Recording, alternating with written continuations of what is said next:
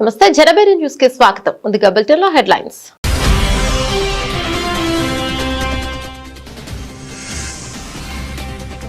మారుతున్న వివాదాల తీరుకు అనుగుణంగా న్యాయ వ్యవస్థ మారాలి. సిజేఐ జస్టిస్ సూర్యకాంత్ కీలక వ్యాఖ్యలు.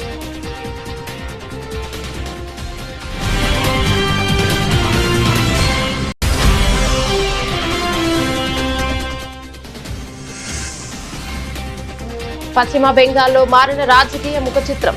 కమిషన్ల దందాపై ముఖ్యమంత్రి సువేందు అధికారి ఉక్కుపాదం.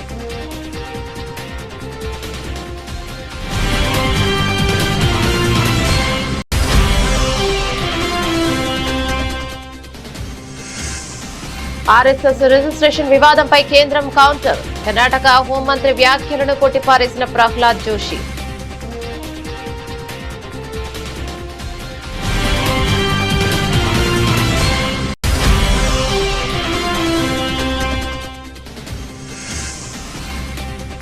ఎవరిని విమర్శించడానికి నేను రాజకీయాల్లోకి రాలేదు. పొల్లాచి వేదికగా అన్నమ్మలే కీలక ప్రకటన.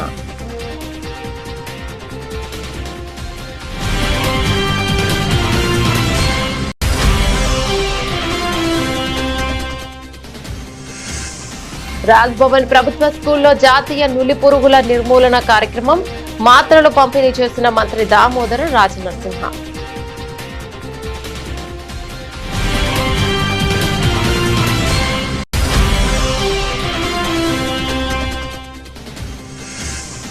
సొంత ప్రభుత్వంపై గన్నవరం టీడీపీ ఎమ్మెల్యే యార్లగడ్డ వెంకట్రావు తిరుగుబాటు. నిధుల కేటాయింపులపై తీవ్ర ఆగ్రహం.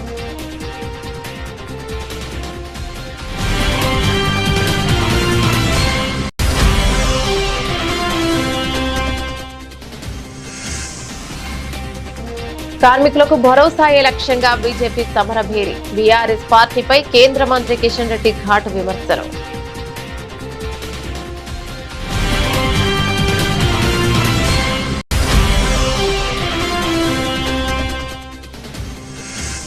తీరానికి 8 మైళ్ల దూరంలో ప్రమాదం జరిగితే వెళ్లడానికి 24 గంటల. విశాఖ జిల్లా వైఎస్ఆర్సీపీ అధ్యక్షుడు కేకే రాజు తీవ్ర ఆగ్రహం.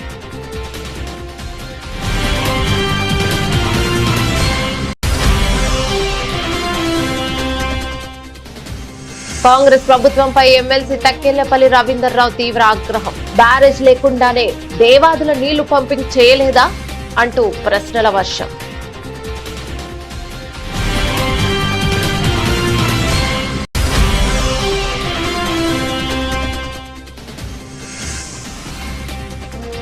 ఏపీలో ల్యాండ్ గ్రాంబింగ్ దంతా సైనికుల భూములకు కూడా రక్షణ లేదన్న వైఎస్ఆర్సీపీ అధికార ప్రతినిధి.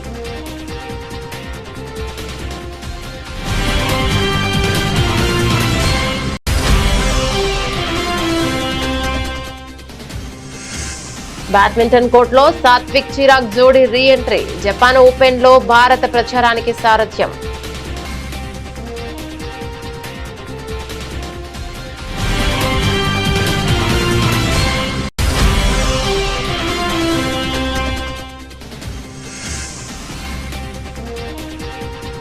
భారీ నష్టాలతో ప్రారంభమైన సూచీలు. 300 పాయింట్లు కోల్పోయిన సెన్సెక్స్.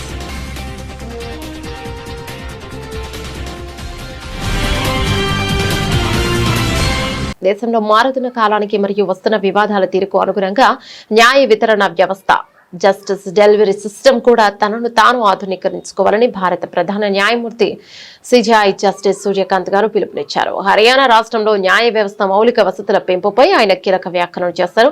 ఉత్తరప్రదేశ్ తరహాలోనే హర్యానా వ్యాప్తంగా కూడా అన్ని జిల్లాల్లో సమగ్రమైన ఒకే చోట అన్ని సేవలు లభించే ఇంటిగ్రేటెడ్ జిల్లా కోర్టు కాంప్లెక్స్ లను ఏర్పాటు చేయాల్సిన అవసరం ఉందని సిజేఐ స్పష్టం చేశారు. కోర్టుల సంఖ్య పెరిగినప్పుడే న్యాయ వ్యవస్థ సామర్థ్యం మరింత పెరుగుతోందని ఆయన పేర్కొన్నారు. ये सारा क्षेत्र जो लोग यहाँ सीनियर एडवोकेट्स हैं सब जानते हैं। शुरू में जब हरियाणा प्रांत बना तो ये मुख्यतः कृषि के लिए एक क्षेत्र जाना जाता था, परंतु धीरे धीरे गुरुग्राम क्षेत्र का विकास हुआ, उद्योग, नवाचार और निवेश का ये प्रमुख केंद्र बना। जिस क्षेत्र में इंडस्ट्रियल और कमर्शियल डेवलपमेंट होता है तो उसके साथ स्वाभाविक है कि वहां पे कुछ कॉरपोरेट एंटिटीज भी आ जाएंगी और उसका परिणाम यह है कि देश की जो 500 फॉर्चून कंपनी जिनको मानते हैं उनमें से आधे से ज्यादा कंपनियों के कॉरपोरेट ऑफिसेज गुरुग्राम क्षेत्र में हैं। मुझे बताया गया है कि 1500 से अधिक इंडियन कंपनीज और स्टार्टअप कंपनीज जो नए बिजनेस स्टार्ट होते हैं वो इस क्षेत्र के आसपास यहां पर कार्यरत है। जहां बिजनेस होता है, जहां कमर्शियल डेवलपमेंट होता है, जहां इंडस्ट्रियल डेवलपमेंट होता है, वहां पर यह भी नेचुरल है कि वहां कुछ कमर्शियल डिस्प्यूट्स या दूसरे किस्म के डिस्प्यूट्स भी जन्म लेंगे। ये मानव प्रकृति का एक स्वाभाविक हिस्सा है और इसको हम अनदेखा नहीं कर सकते। तो जहां पर अगर कंपनी है, बिजनेस बढ़ेगा, कमर्शियल एक्टिविटीज हैं, सब कुछ बढ़ेगा और डिस्प्यूट्स भी बढ़ेंगे, तो उन डिस्प्यूट्स के रेजोल्यूशन के लिए ये हम सब की संविधान के तीनों ऑर्गन्स की जिम्मेवारी बन जाती है कि उन डिस्प्यूट्स को, उन झगड़ों के समाधान के लिए एक महत्वपूर्ण इंफ्रास्ट्रक्चर वहां पर क्रिएट किया जाए। तो मैं ये मान करके चलता हूं कि जो गुड़गांव क्षेत्र में आज इस सेशन डिवीजन में 24,000 से ज्यादा कोर्ट केसेस अदालतों में हैं जो सिर्फ सिविल डिस्प्यूट्स हैं, उनमें से 1,000 से ज्यादा कमर्शियल डिस्प्यूट्स हैं और 1 लाख से ज्यादा यहां पर नेगोशिएबल इंस्ट्रूमेंट्स एक्ट के अंदर केसेस यहां पेंडिंग हैं। పశ్చిమ బెంగాల్ రాజకీయాల్లో ముఖ్యమంత్రి సువేందు అధికారి సంచలన వ్యాఖ్యలు చేశారు. రాష్ట్రంలో గతంలో సాగిన దౌర్జన్యాలు, అవినీతి అక్రమాలకు పూర్తిగా తెరపడిందని ఆయన స్పష్టం చేశారు. బెంగాల్ను దశాబ్దాలుగా పట్టి పీడించిన తోలాబాజీ, బలవంతపు వసూళ్లు, సిండికేట్ రాజ్, కమిషన్ దందా రోజులు ఇక ముగిసిపోయాయని సీఎం ప్రకటించారు. కొత్త ప్రభుత్వంలో ఎలాంటి వివక్ష లేకుండా అర్హత ఉన్న ప్రతి ఒక్కరికి ప్రభుత్వ సంక్షేమ పథకాలు నేరుగా అందుతాయని ఆయన హామీనిచ్చారు. তোলাবাজি বন্ধ হয়ে গেছে, সিন্ডিকেট রাজ বন্ধ হয়ে গেছে, রাস্তায় হাত পাতার লোক নেই, রাজধানী নেই, মিথ্যা মামলা নেই। ওর তো ভালো আছে, আনন্দ আছে, সবকে জেলে ঢুকানো উচিত। এখানকার বিজেপির লোকেরা তো উচ্চ শিক্ষিত, উদার, ক্ষমা ঘৃণা করে দিয়েছে। তো এখানে সব ভেবে লাভ নেই, গোটা রাজ্যও ভালো হবে, এখানে তো আরও আগে থাকবে। অন্নপূর্ণা প্রাপকদের চিন্তা না করতে বললেন, অন্নপূর্ণা প্রাপকদের, প্রকৃত যারা প্রাপক অন্নপূর্ণাদের কোনো ভিতরে গিয়ে বলেছে আপনাকে বলুন, কাউকে চিন্তা করার কোনো কারণ নেই। 500 টাকা লক্ষ্মী ভাণ্ডার দিতে গিয়ে 9 মাস লাগিয়ে দিয়েছিল, 1,20,00,000 লোককে তো 1.5 মাসে দিয়ে দিয়েছে।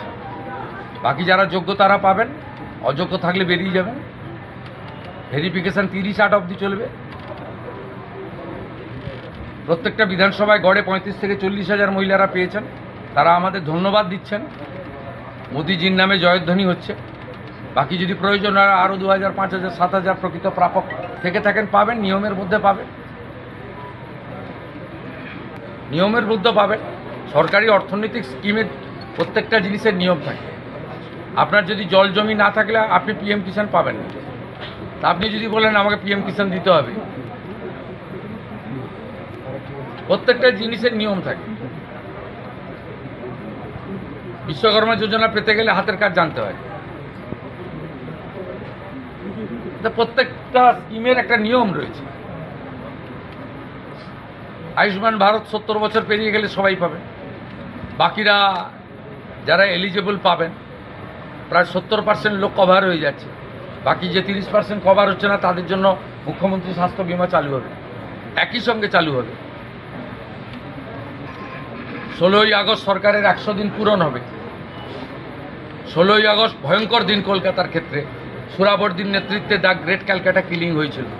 আর সেই দিনটা তৃণমূল কংগ্রেস আগের সরকার খেলা হবে দিবস পালন করত। আমাদের সরকার সিদ্ধান্ত নিয়েছে ওই দিন আয়ুষ্মান দিবস হিসেবে পালন করা হবে। ওই দিনই জানতে পারবে। অর্থাৎ আপনাদের চিন্তা করার কোনো কারণ নেই। প্রায় তো তাড়াহুড়া করছেন, মাত্র 62 দিন বয়স হয়েছে। రాష్ట్రీయ స్వయం సేవక్ సంఘ్ రిజిస్ట్రేషన్ సర్టిఫికేట్ పై కర్ణాటక హోంమంత్రి ప్రియాంక్ ఖర్గే చేసిన వ్యాఖ్యలు రాజకీయంగా తీవ్ర దుమారాన్ని రేపుతున్నాయి. ఈ వివాదంపై కేంద్ర మంత్రి ప్రహ్లాద్ జోషి ఘాటుగా స్పందించారు. కాంగ్రెస్ ప్రభుత్వం తన వైఫల్యాలను కప్పిపుచ్చుకోవడానికి, ప్రజల దృష్టిని మళ్లించడానికే ఇలాంటి అనవసరమైన అంశాలను తెరపైకి తెస్తోందని ఆయన మండిపడ్డారు. ప్రభుత్వ అసలు సమస్యలను వదిలేసి సమాజంలో లేని వివాదాలు సృష్టించడం కాంగ్రెస్ కు అలవాటుగా మారిందని ప్రహ్లాద్ జోషి ధ్వజమెత్తారు. ಅವ್ರಿಗೇನ್ ಬೇಕಾಗ್ಯದ ಅಂತಂದ್ರ, ಯಾಕೆ ನೀವು ಡ್ರಗ್ದವ್ರನ್ನ ಹಿಡಿಲಿಲ್ಲ, ಈ ಪ್ರಶ್ನೆ ಕೇಳಬಾರ್ದು ನೀವು ಅಂತ ಇದು ಹೇಳ್ತಾ ಇದ್ದಾರೆ. ಸ್ಪೇಸ್ ಆಕ್ಯುಪೈ ಮಾಡ್ಬೇಕು. ನಿಮ್ಗೆ ಸ್ಪೇಸ್ ಮೀಡಿಯಾದಲ್ಲಿ ಸ್ಪೇಸ್ ಎಲ್ಲರಿಗೆ ಸಿಗ್ತಾ ಇದೆ, ಅವರು RSS ಬೈದಿದ್ದಕ್ಕೆ ಸಿಗ್ತಾ ಇದೆ. ಅದಕ್ಕೆ ನಾ ರಿಯಾಕ್ಷನ್ ಮಾಡೋದು ಅವರಿಗೆ ಬಂದ್ ಮಾಡಿದ್ದೇನೆ. ನಾ ಎಲ್ಲರಿಗೂ ನಮ್ಮವ್ರಿಗೆ ಹೇಳಿ ಕೊಡಬೇಡ್ರಿ. ಏನ್ ಮಾಡ್ತಾರೆ ಅವರು? ರಿಜಿಸ್ಟ್ರೇಷನ್ ಅವ್ರ ಉತ್ತರ ಒಂದ್ ಸರ್ತಿ ಹೇಳ್ಯಾರ ಸಂಘದ ಪ್ರಮುಖರು. ಅದಾದ ನಂತರ ಏನು ಹೇಳಿಲ್ಲ. ಅವ್ರ ಕೆಲಸ ನಡೆದ, ಅವ್ರ ಕೆಲಸ ಮಾಡ್ಕೋತಿದ್ದಾರೆ. ಒಂದು ದಕ್ಷಿಣ ಭಾಗದಾಗ ಒಂದು ಗಾದಿ ಮಾತದ, ಅಷ್ಟ ನಾನು ರಿಯಾಕ್ಷನ್ ಜಾಸ್ತಿ ಹೇಳೋದಿಲ್ಲ. ಹೊಳೆ ದಾಟ್ಲಿಕ್ಕೆ ಡೊಣ್ಣೆ ನಾಯಕನ ಅಪ್ಪಣೆ ಅಂತ ಹೇಳಿ ಹೇಳ್ತಿರ್ತಾರೆ. ಏನ್ ಅದರಿಂದ ಏನ್ ಪರಿಣಾಮ ಆಗುದಿಲ್ಲ. ಅವ್ರಿಗೆ ಉತ್ತರ ಕೊಡೋ ಅವಶ್ಯಕತೆ ನಂದು ಇಲ್ಲ. ಸಂಘದವ್ರು ಎಷ್ಟು ಒಂದ್ ಸರ್ತಿ ಏನು ಪಬ್ಲಿಕ್ ಕನ್ಸಂಪ್ಷನ್ಗೆ ಒಂದು ಪ್ರಶ್ನೋತ್ತರದಲ್ಲಿ ಸಂಘದ ಪ್ರಮುಖರು ಹೇಳಿದ್ದಾರೆ. ಮೋಹನ್ ಭಾಗವತ್ ಜಿ ಅವರು that is more than enough. ಅವ್ರಿಗೆ ಅದಕ್ಕೆ ಉತ್ತರನೇ ಕೊಡಬಾರ್ದು ನನ್ನ ಪ್ರಕಾರ. ಯಾರು nobody needs to respond to him. It is very childish. No need to react. ಅವ್ರು ಏನ್ ಮಾಡ್ತಾರೆ? ಏನ್ ಮಾಡ್ಕೊಳ್ಳಲ್ಲ. ನಾವೆಲ್ಲ ಬ್ಯಾಡ್ ಅಂದಿವಿ. ಇಂಥವೆಲ್ಲ ಭಾಳ ನೋಡಿ ಆಗ್ಯದ. 100 ವರ್ಷ ಆಗ್ಯದ. ಮತ್ತೆ ಈ 100 ವರ್ಷದಾಗ ಇವ್ರಂಗೆ ABCDFDHI ಅನ್ನ ಹೊಡೆದಿಲ್ಲ. ವೆದರ್ ಇಟ್ ಇಸ್ ಭಾರತೀಯ ಜನತಾ ಪಾರ್ಟಿ ಸಂಘದ ಪಾಲಿಸಿ ಇದರಲ್ಲಿ ಮಾಡ್ತಾ ಇರುವಂತದ್ದು, ಅಥವಾ ಸಂಘದ ಐಡಿಯಾಲಜಿಕ್ಕೆ ಇದ್ದಂತ ಅನೇಕ ಸಂಘಟನೆಗಳಿರ್ಬೋದು, ಸಂಘ ಇರ್ಬೋದು, ಕಳೆದ ಅನೇಕ ವರ್ಷದಿಂದಿದೆ. I am not replying to him. I am only telling we don't want to reply him. కొట్టిల్లపై ఏం మాడతారు మాడుకోలే. తమిళనాడు రాజకీయాల్లో మతం కులం ప్రజాసేవపై సరికొత్త చర్చకు తెరలేపారు బీజేపీ సీనియర్ నేత కె అన్నామలై. పొలాచిలో జరిగిన ఒక భారీ రాజకీయ ర్యాలీలో ఆయన చేసిన వ్యాఖ్యలు ఇప్పుడు జాతీయ స్థాయిలో హాట్ టాపిక్ గా మారాయి. తాను ఒక హిందువుగా గర్వపడతానని, అయితే ప్రజాసేవ విషయానికి వస్తే మాత్రం తన మతాన్ని కులాన్ని ఇంట్లోనే వదిలిపెట్టి బయటకు వస్తానని అన్నామలై సంచలన ప్రకటన చేశారు. కుల మతాలకు అతీతంగా సమాజాన్ని ఏకం చేయడమే తన లక్ష్యమని ఆయన స్పష్టం చేశారు. பாரதிய ஜனதா கட்சி நான் சார்ந்திருந்த கட்சி. பாரதிய ஜனதா கட்சியிலிருந்து நிறைய தொண்டர்கள், தலைவர்கள் இங்க வந்திருக்கிறாங்க. நிறைய கட்சியிலிருந்து வந்திருக்கிறாங்க. அதிமுகவிலிருந்து வந்திருக்கிறாங்க. திராவிட முன்னேற்ற கழகத்திலிருந்து நிறைய தலைவர்கள் முன்னாடி இருக்கிறாங்க. எல்லா கட்சியிலிருந்து வந்திருக்கிறாங்க. சமீபத்தில் எனக்கு ஒரு கட்சியிலிருந்து வெளியே வருவது, ஏன்னா இந்த மேடையில பேசணும், நான் எங்கேயும் பேசவே இல்லைங்க. ஒரு கட்சியிலிருந்து வெளியே எதற்காக வருகின்றோம்? அந்த கட்சியின் மீது கோபம் ஒரு பக்கம், ஆமாம். அந்த கோபத்தை எப்படி காட்டணும்? அதுக்கு ஒரு பொறுப்புணர்ச்சி வேண்டும், ஆமாம். இன்னும் பெட்டரா தமிழ்நாட்டு மக்களுக்கு இன்னும் சிறப்பாக செய்யக்கூடிய ஒரு பாதை இருக்கும் பொழுது அந்த பாதையை தேர்ந்தெடுக்கிறோம். யாரை பற்றியும் 38 நாட்கள் தவறா பேசல. அப்ப சில திமுக நண்பர்களுக்கு சந்தேகம், அப்ப பிஜேபியினுடைய பி டீம் தான் இந்த அண்ணாமலையா? ஏன்னா வெளியே வந்தா திட்டணுமே, யாரையுமே திட்டலையே. இந்நேரம் மோடியை பத்தி 2 வார்த்தை திட்டிருந்தா தானே மத்தவங்க எல்லாம் வருவாங்க, ஏன் திட்டாம இருக்காரு? ஐயா, அடிப்படையில உங்களை போல் நானும் எளிய குடும்பத்தை சார்ந்த, விவசாய குடும்பத்தை சார்ந்த நாம் யாருமே வெளியே வரும் பொழுது ஒரு பழிச்சொல்லை சொல்லி வெளியே வரமாட்டோம். ஐயா, இன்னொரு பாதை இருக்கு, இந்த பாதையில போறோம், மக்களுக்கு நல்லது செய்யறோம். இப்ப அடுத்த கேள்வி, அண்ணாமலை நீ தேசியவாதியா? இருமார்புடன் சொல்வேன், நான் ஒரு தேசியவாதி. இந்தியனா தமிழனா? எதுக்கு இதுல பிரச்சனை? இந்தியன் என்பதிலே எப்பொழுதும் ஒரு கர்வம். அந்த இந்தியால தமிழ்நாடு முதன்மை மாநிலமாக வர வேண்டும் என்பதற்காகத்தான் இந்த போராட்டம். இல்ல நீங்க ஃபெட்னால போய் ஒன்னு பேசுனீங்களே, ஏதோ இப்படி பேசுனீங்களே, அப்படி பேசுனீங்களே. இன்னைக்கும் நான் சொல்றேங்க, என்னுடைய மதம், நான் ஒரு ஹிந்து. திருநூறு வைக்கிறேன், பொட்டு வைக்கிறேன், குங்குமம் வைக்கிறேன். வீட்டிலிருந்து வெளியே வரும் பொழுது என்னுடைய மதத்தையும் சாதியையும் வீட்டிலே வைத்து பூட்டிவிட்டு சாமானிய மனிதராக, அனைவருக்கும் பொதுவான மனிதராக உங்கள் முன்னால் இருக்கின்ற மதத்தை ஒரு முறையும் தூக்கி பிடித்து కాట వేండి అవసరం இல்லை. రాష్ట్ర వ్యాప్తంగా పిల్లల ఆరోగ్యం మరియు పౌష్టికాహార లోపాన్ని నివారించేందుకు వైద్య ఆరోగ్య శాఖ ప్రత్యేక డ్రైవ్ చేపట్టింది. జాతీయ నుల పురుగుల నిర్మూలన కార్యక్రమంలో భాగంగా హైదరాబాద్ సోమాజిగూడలోని రాజ్భవన్ ప్రభుత్వ హైస్కూల్లో జరిగిన ఒక ప్రత్యేక కార్యక్రమంలో రాష్ట్ర ఆరోగ్య శాఖ మంత్రి దామోదర్ రాజనరసింహ పాల్గొన్నారు. పాఠశాల విద్యార్థులకు ఆయన స్వస్థాలతో నులి పురుగుల నివారణ మాత్రలను పంపిణీ చేసి విద్యార్థులతో కాసేపు ముచ్చటించారు. రేపటి పౌరులైన విద్యార్థులు ఆరోగ్యంగా ఉన్నప్పుడే చదువులో రాణించగలరని, అందుకే ఈ బృహత్తర కార్యక్రమాన్ని ప్రభుత్వం ప్రతిష్టాత్మకంగా తీసుకుందని మంత్రి స్పష్టం చేశారు. 2015 నుంచి ఈ కార్యక్రమాన్ని జాతీయ స్థాయిలో నిర్వహించడము, తెలంగాణ రాష్ట్రంలో సుమారు 99 లక్షల మంది పిల్లలకు ఈ ఆల్బెండజోల్ ట్యాబ్లెట్ ఇవ్వడము ఇది అనీమియా నివారిస్తుంది, శక్తిని పెంచుతుంది, గ్రోత్ పెంచుతుంది. 1 సంవత్సరం నుంచి 19 సంవత్సరాల వరకు ఈ ట్యాబ్లెట్స్ పిల్లలకు ఇవ్వాలి. సంవత్సరానికి 2 సార్లు. ఈరోజు ఒకవేళ మిస్ అయినా 20వ తేదీ కూడా మళ్ళీ ప్రభుత్వం ఈ కార్యక్రమాన్ని నిర్వహిస్తుంది. సో అందులో భాగమే ఈరోజు ఈ స్కూల్లో ఈ డీవార్మింగ్ డే కార్యక్రమాన్ని నిర్వహిస్తున్నాం. Anything else? 99 లక్షల మంది పిల్లలు తెలంగాణ రాష్ట్రంలో 1 ఇయర్ నుంచి 19 ఇయర్స్ వరకు. ఏజ్ ఎఫెక్టివ్ కాదు, ఎప్పటికీ తీసుకోవాలి. ఈ 19 ఏళ్ళు తీసుకుంటాం, ఎవ్రీ ఇయర్ 2 సార్లు తీసుకోవాలి. మన పెద్దలు అంటున్నారు నట్టల మందు అని చెప్పి, అది మంది. ఇది నులి పురుగులు కడుపులో ఏర్పడకుండా అది నివారణ చర్యలు, అందులో భాగమే ఈ మెడిసిన్. ఆంధ్రప్రదేశ్ అధికార కూటమిలో గన్నవరం వేదికగా ఒక్కసారిగా రాజకీయ ముఠా గొడవలు, తీవ్ర అసంతృప్తి బట్టబయలయ్యాయి. సొంత ప్రభుత్వంపైనే గన్నవరం టీడీపీ ఎమ్మెల్యే యార్లగడ్డ వెంకట్రావు తీవ్ర స్థాయిలో మండిపడ్డారు. గన్నవరం ఎయిర్పోర్టు టెర్మినల్ పనుల నిధుల కేటాయింపులో పెద్ద ఎత్తున అక్రమాలు జరిగాయని, గత ఎన్నికల్లో తన ఓటమి కోసం పనిచేసిన ప్రత్యర్థులకు ఈ కాంట్రాక్టులను కట్టబెట్టడంపై ఆయన నిప్పులు చెరిగారు. నన్ను ఈ రకంగా అవమానిస్తే ఊరుకునే ప్రసక్తే లేదు అంటూ సొంత పార్టీ అధిష్టానానికి ప్రభుత్వ పెద్దలకు యార్లగడ్డ వెంకట్రావు బహిరంగంగానే హెచ్చరికలను జారీ చేయడం ఇప్పుడు ఏపీ రాజకీయాల్లో తీవ్ర సంచలనంగా మారింది. కానీ మన ప్రత్యర్థికి పనిచేసిన వాళ్ళ కాంట్రాక్టులు నేను తీవ్రంగా పరిగణిస్తున్నా. ఇది క్షమార్హం కాదు. అంటే నేను యుద్ధం చేస్తే, నా రెక్కల కష్టం ఖర్చు పెడితే, మీరు ఇలా అవమానాలు పాలు చేస్తే నేను ఎట్టి పరిస్థితుల్లో ఉపేక్షించను. ఇప్పుడు ఇచ్చిన కాంట్రాక్ట్ కేవలం 20% పని మిగిలిపోయి ఉంటే 206 కోట్ల రూపాయలు కేటాయించారంట. అంటే ఆ నార్త్ ఇండియన్ కాంట్రాక్టర్ అయిపోయాడు, వాడు దెబ్బతినిపోయి పాపర్ అయిపోయాడు. వాడి కాంట్రాక్ట్ తీసేసి ఆడు 300 కోట్లతో 80% టెర్మినల్ బిల్డింగ్ పనులు చేస్తే 20%కి ఎంత డబ్బులు అవుద్దో అందరికీ తెలుసు. కేవలం 130 కోట్ల రూపాయలు మాత్రమే టెండర్ ఉంటే 130 కోట్లకి టెండర్ ఎవరు వేయలేదనే కారణంతో మళ్ళీ పిలిచి 206 కోట్లు కట్టబెట్టింది. నా ప్రత్యర్థి మీద నేను యుద్ధం చేసినందుకు మీరు నాకు ఇచ్చే గిఫ్ట్ అని అడుగుతున్నాను నేను. అది చేసింది ఎవరైనా, ఏ పార్టీలో వాళ్ళే చేయగలరు ఎవరైనా. కానీ అలాగే అంటే మనం యుద్ధం చేస్తే ప్రతివాడు మేము పార్టీ అని, మేము పార్టీ, అసలు నన్ను ఏ రోజు ఎవడో కలవనాడు పార్టీ ఎలా అవుతాడో నాకు నిజంగా అర్థం కాని పరిస్థితి. ఈ ఇండస్ట్రీస్లు అంత భయం ఉన్న ఇండస్ట్రీస్లు భయం ఉన్నట్టు ఉండొచ్చు కదా. ఇవాళ ఆ రోజున పార్టీ కాదని, ఇవాళేమో పార్టీ అని.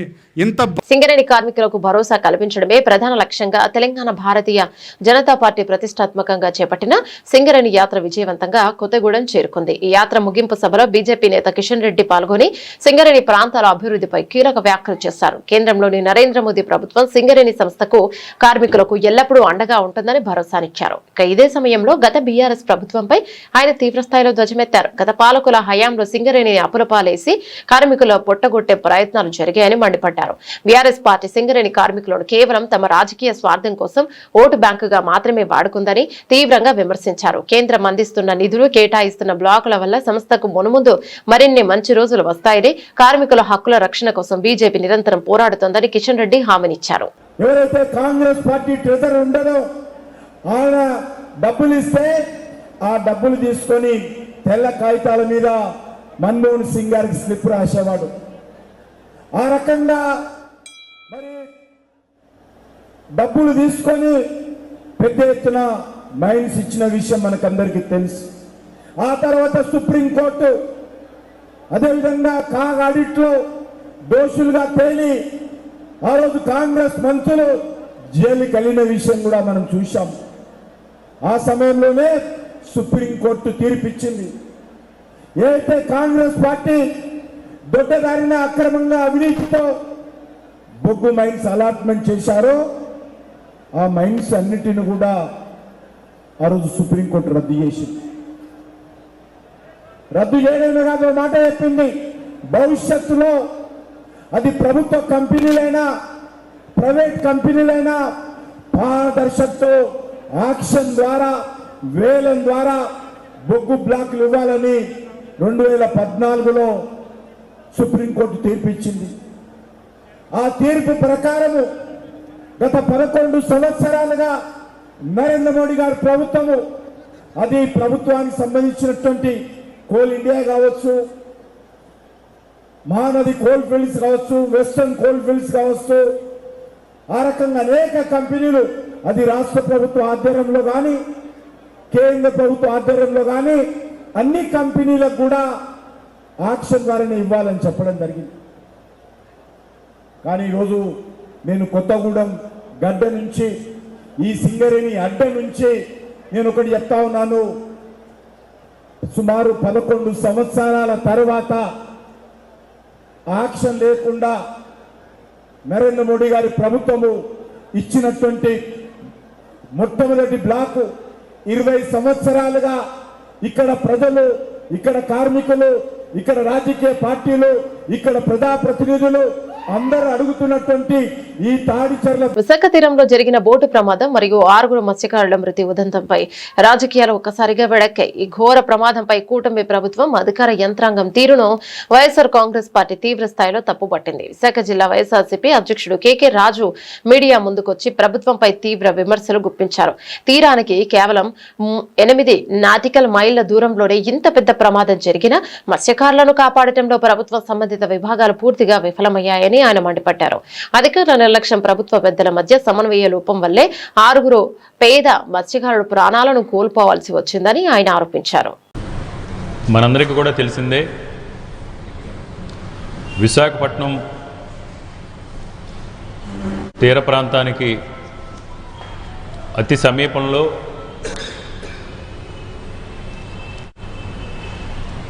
గత వారం రోజుల క్రితం విశాఖపట్నం ఫిషింగ్ హార్బర్ నుంచి వేటకు వెళ్ళిన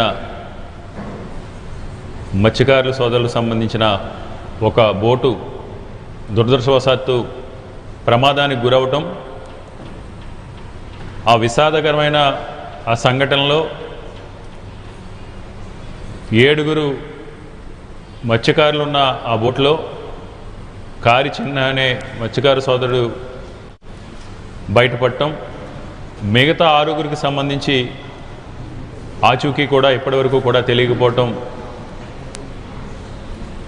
ప్రభుత్వ యంత్రాంగం త్రిసభ్య కమిటీ ఈ 6 ఆచూకీని కూడా ఇంకా మేము కనుక్కునే పరిస్థితులు లేవు అని ప్రకటించి రెస్క్యూ ఆపరేషన్ కూడా నిలుపుదల చేయటం చాలా దురదృష్టకరం. కేవలం విశాఖపట్నం తీరానికి 8 నాటికల్ మైల్స్ దూరంలో జరిగిన ఈ దుర్ఘటనకు సంబంధించి పూర్తిగా వారిని రెస్క్యూ చేసి మత్స్యకారుల్ని రక్షించడంలో కానీ, ఆ సమాచారాన్ని త్వరితగతిన సంబంధిత డిపార్ట్మెంట్స్కి, కోస్ట్ గార్డ్ కావచ్చు, నేవీ కావచ్చు, మెరైన్ పోలీస్ కావచ్చు, ఫిషరీస్ డిపార్ట్మెంట్ కావచ్చు, జిల్లా రెవెన్యూ యంత్రాంగాన్ని కావచ్చు, వీరందరి మధ్య పూర్తిగా సమన్వయ లోపం ఉంది. సమన్వయ లోపంతో పాటు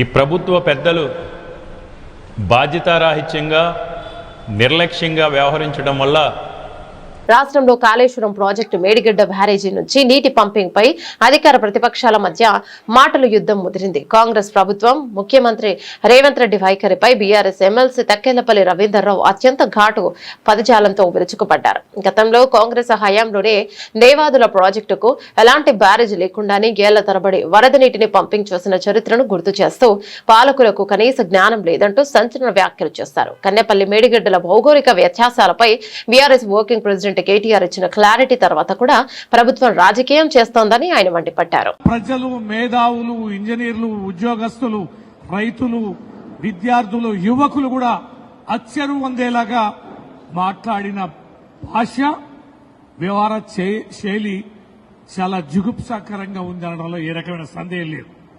ఆయన కీలకంగా ఒకటి అన్నారు, బుద్ధి ఉన్నోడు ఎవడైనా, మెడ మీద తలకే ఉన్నోడు ఎవడైనా మేడిగడ్డ బ్యారేజీ నింపకుండా, బ్యారేజీ లేకుండా పంప్ హౌజులు మరి ఆన్ చేయొచ్చా అని. అరే ఓ బుద్ధి లేని ముఖ్యమంత్రి, మేము మొన్న సమ్మక్క బ్యారేజీ మొన్న కదా మేము వచ్చినాక కదా కట్టింది.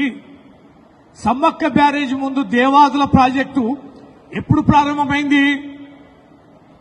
ఎన్ని సంవత్సరాలు మీరు పంపింగ్ చేశారు? దేవాదుల పంపింగ్ వితౌట్ బ్యారేజీ 15 సంవత్సరాలు పైగా మీరు పంపింగ్ చేశారు కదా. అరే మెదల్లేని సన్యాసులారా, మీ ప్రభుత్వమే ఉంది, మరి బ్యారేజీ కూడా కట్టలే. కేవలం ఫౌండేషన్ వేశారు నాటి వైఎస్ రాజశేఖర రెడ్డి గారు. అక్కడ కోయల ద్వారా వచ్చిన తిరుగుబాటుతోటి బ్యారేజీ కట్టలే కదా. పంప్ హౌస్ ఆన్ చేశారు కదా. సంవత్సరాల తరబడి కూడా నీటిని వరద సమయంలో పంపింగ్ చేశారు కదా. ఈ మాత్రం సోయి లేదా? ఈ మాత్రం చారిత్రక అంశాలని, నీ గత అంశాలని నెమరు వేసుకుంటే అర్థమవుతుంది కదా. మేడిగడ్డ బ్యారేజ్ ఎక్కడ ఉంది? కన్నెపల్లి పంప్ హౌస్ ఎక్కడ ఉంది? మరి కన్నెపల్లి పంప్ హౌస్ లోకి మరి ఎంత డౌన్ లో ఉంది? అక్కడికి ఎన్ని నీళ్లు పంప్ హౌస్ కి టచ్ లో ఉన్నాయని ఇవన్నీ చెప్పావు కదా. అన్ని వివరంగా ప్రత్యక్షంగా అక్కడ నిలబడి విజువల్స్ ద్వారా చూపించుకుంటూ మా కేటీఆర్ గారు మేమందరం కలిసి విజిట్ చేసి చెప్తే నీకు అర్థం కాలేదా? నీకు ఆ మాత్రం సోయి లేదా? ఖచ్చితంగా నీళ్లకు సంబంధించి ఎల్నీలో సమస్య ఉందని తెలుసు, నీకు వస్తుందని ముందస్తుగా తెలుసు. మళ్ళా ఈ బుద్ధి లేని ముఖ్యమంత్రి ఏమంటాడు, నాకు తెలుసు వచ్చని. అందుకనే ఆంధ్రప్రదేశ్ లో భూముల రక్షణ కబ్జాల అంశంపై కూటమి ప్రభుత్వంపై వైఎస్ఆర్ కాంగ్రెస్ పార్టీ తీవ్ర స్థాయిలో విరుచుకుపడింది. రాష్ట్రంలో ప్రజల ఆస్తులకు భూములకు అసలు రక్షణ లేకుండా పోయిందని వైఎస్ఆర్సీపీ అధికార ప్రతినిధి వెంకట్ కారమూరు ధ్వజమెత్తారు. పచ్చ చొక్కా వేసుకున్న నేతలు ఎక్కడ పడితే అక్కడ భూములను యథేచ్ఛగా కబ్జా చేస్తున్నారని ఆరోపించారు.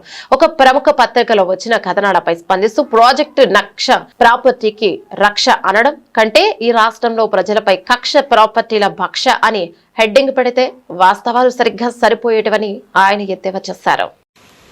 చెప్పాను కదా, 2 దినపత్రికలు వాళ్ళు ఇచ్చేటటువంటి బిల్డప్లు, వాళ్ళు పెట్టేటటువంటి హెడ్డింగ్లు, అసలు ఈ రాష్ట్రంలో ఏదైతే జగన్మోహన్ రెడ్డి గారు ముఖ్యమంత్రిగా ఉంటేనే మొత్తం అంతా నాశనం అయిపోయిందని హెడ్డింగ్లు పెట్టేస్తారు.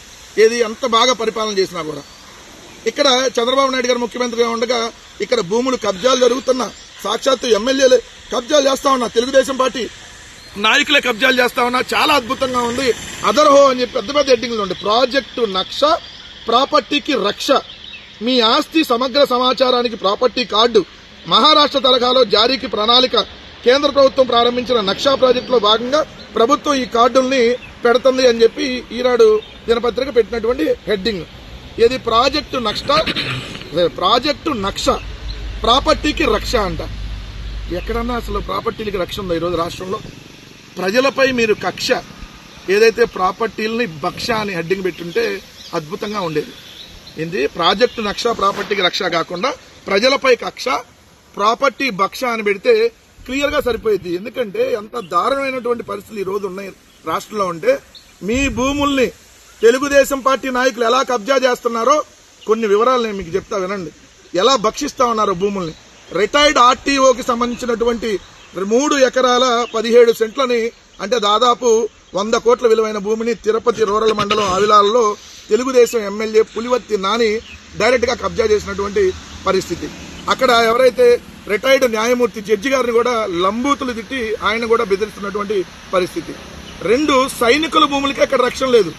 సైనికులు, దేశాన్ని కాపాడేటటువంటి సైనికులుకి ఆంధ్రప్రదేశ్ రాష్ట్రంలో వాళ్ళ భూముల్ని కాపాడుకోలేనటువంటి పరిస్థితులకి తీసుకొని వచ్చింది చంద్రబాబు నాయుడు గారు, ఎమ్మెల్యేలు, వీళ్ళందరూ వాళ్ళ నాయకులు. ఇక్కడ చూస్తే మీరు అనంతపురానికి సంబంధించినటువంటి అనంతపురం జిల్లా రాప్తాడు మండలంలో 5 ఎకరాల భూమిని తెలుగుదేశం పార్టీ నాయకుడు. భారత బ్యాడ్మింటన్ అభిమానులకు గుడ్ న్యూస్. మన దేశ గర్వకారణమైన డైనమిక్ డబుల్స్ జోడీ సాత్విక్ సాయిరాజ్ అంకిరెడ్డి చిరాగ్ శెట్టి మళ్లీ అంతర్జాతీయ కోర్టులో అడుగు పెట్టేందుకు సిద్ధమయ్యారు. అత్యంత ప్రతిష్టాత్మకమైన జపాన్ ఓపెన్ టోర్నమెంట్ లో భారత ప్రచారానికి సారథ్యం వహించేందుకు ఈ స్టార్ ద్వయం పూర్తిగా సన్నద్ధమైంది. గత నెలలో సాత్విక్ కు భుజం గాయం తిరగబెట్టడంతో వీరు ఇండోనేషియా ఓపెన్ నుంచి అర్ధాంతరంగా తప్పుకున్న సంగతి తెలిసిందే.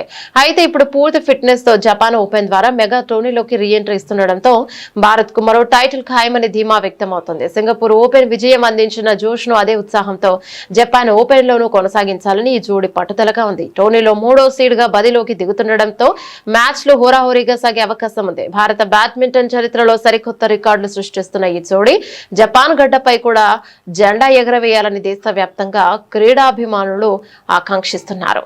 పశ్చిమాసియాలో మళ్లీ మొదలైన ఉద్రిక్తతలు మదుపర్లకు ఆందోళన కలిగిస్తున్నాయి. ఇరాన్ అమెరికా యుద్ధం నేపథ్యంలో అంతర్జాతీయంగా ముడి చమురు ధరలు పెరిగాయి. బ్రెంట్ క్రూడ్ ఆయిల్ బ్యారెల్ ధర ఏకంగా 4% పెరిగి $79లకు చేరుకుంది. ఈ నేపథ్యంలో సెన్సెక్స్ నిఫ్టీ నష్టాలు కదలాడుతున్నాయి.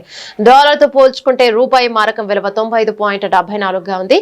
గత సెషన్ ముగింపు 77.569తో పోల్చుకుంటే సోమవారం ఉదయం దాదాపు 500 పాయింట్ల నష్టంతో మొదలైన సెన్సెక్స్ ఆ తర్వాత కొద్దిగా పుంజుకుంది. ఉదయం 10 గంటల సమయంలో సెన్సెక్స్ 345 పాయింట్ల నష్టంతో 77,224 వద్ద కొనసాగుతుంది. ఇక మరోవైపు నిఫ్టీ కూడా సెన్సెక్స్ బాటలోనే కదలాడుతోంది. ప్రస్తుతం 98 పాయింట్ల నష్టంతో 24,108 వద్ద కదలాడుతోంది. బులెటిన్ ముగించే ముందు హెడ్లైన్స్ మరోసారి.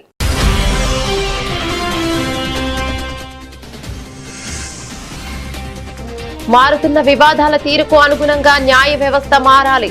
సిజేఐ జస్టిస్ సూర్యకాంత్ కీలక వ్యాఖ్యలు.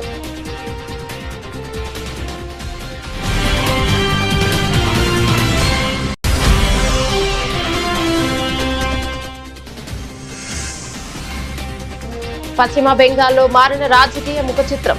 కమిషన్ల దందాపై ముఖ్యమంత్రి సువేందు అధికారి ఉక్కుపాదం.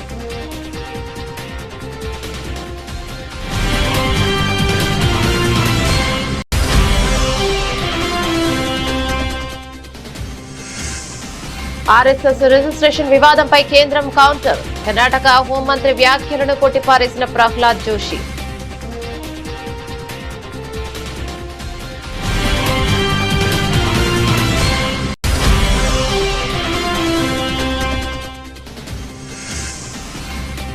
ఎవరిని విమర్శించడానికి నేను రాజకీయాల్లోకి రాలేదు.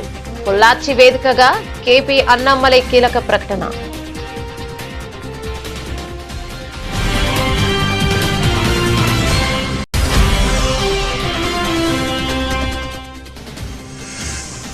రాజ్భవన్ ప్రభుత్వ స్కూల్లో జాతీయ నులిపురుగుల నిర్మూలన కార్యక్రమం.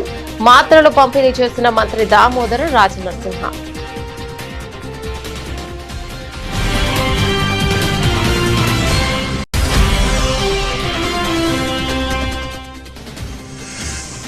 సొంత ప్రభుత్వంపై గన్నవరం టీడీపీ ఎమ్మెల్యే యార్లగడ్డ వెంకట్రావు తిరుగుబాటు. నిధుల కేటాయింపులపై తీవ్ర ఆగ్రహం.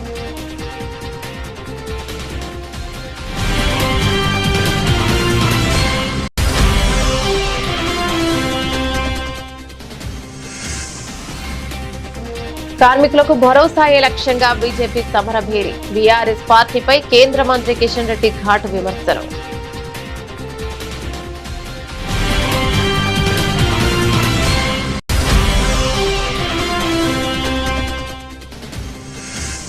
తీరానికి 8 మైళ్ల దూరంలో ప్రమాదం జరిగితే వెళ్లడానికి 24 గంటల. విశాఖ జిల్లా వైఎస్ఆర్సీపీ అధ్యక్షుడు కేకే రాజు తీవ్ర ఆగ్రహం.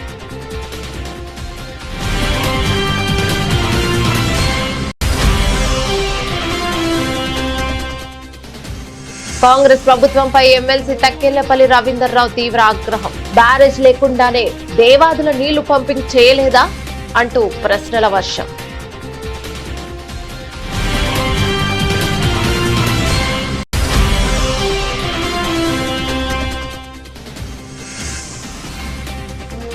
ఏపీలో ల్యాండ్ గ్రాంపింగ్ దంతా సైనికుల భూములకు కూడా రక్షణ లేదన్న వైఎస్ఆర్సీపీ అధికార ప్రతినిధి.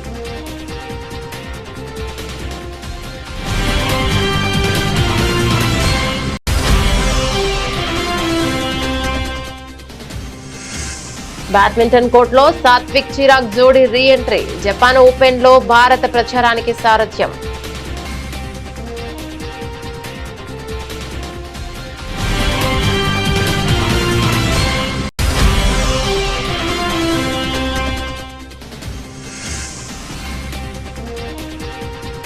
భారీ నష్టాలతో ప్రారంభమైన సూచీలు 300 పాయింట్లు కోల్పోయిన సెన్సెక్స్.